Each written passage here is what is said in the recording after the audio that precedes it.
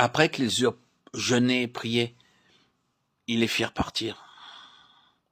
Eux donc, étant envoyés par le Saint-Esprit, descendirent à celle-ci. Leur départ était donc à la fois l'œuvre de l'Église et l'œuvre de l'Esprit.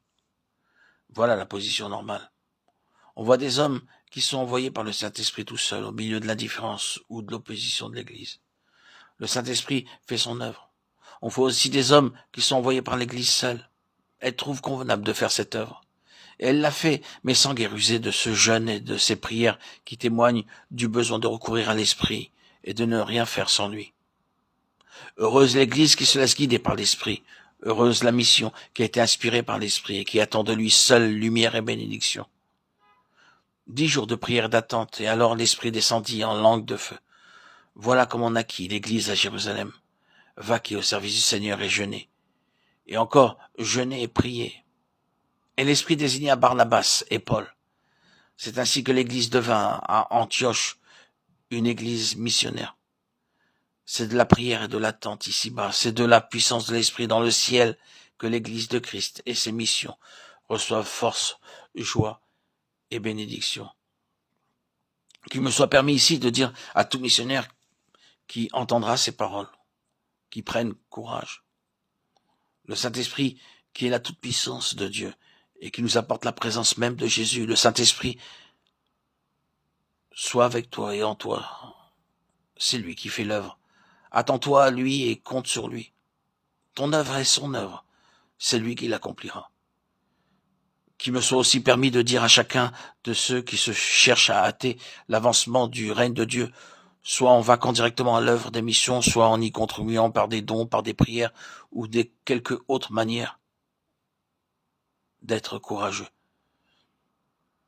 de ne pas perdre courage, de poursuivre avec entêtement, assiduité, leur désir. Après avoir attendu au pied du trône de Dieu et avoir reçu le baptême de l'Esprit, les premiers disciples se mirent en route pour Antioche.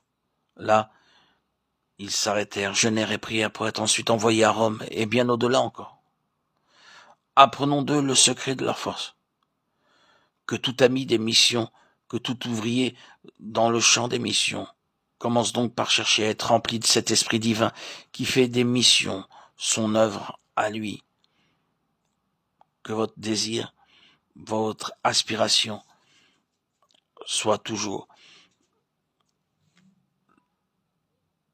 d'être dans la mission, de témoigner hautement que l'Église et le monde ont besoin de croyants qui soient animés de l'Esprit et de la présence de Christ et qui le prouvent par leur vie. Que ces croyants-là se réunissent ensemble dans l'antichambre de leur roi pour attendre, comme jadis les disciples à Jérusalem, pour vaquer et jeûner, comme plus tard les disciples à Antioche. Aujourd'hui comme autrefois, l'Esprit descendant haut avec puissance. C'est lui qui appelle et qui décide à partir. Toujours, il est prêt à convaincre de péché, à faire connaître Jésus, à amener par milliers les pécheurs à ses pieds. Il nous attend. Attendons-nous à lui. Qu'il soit le bienvenu en nous.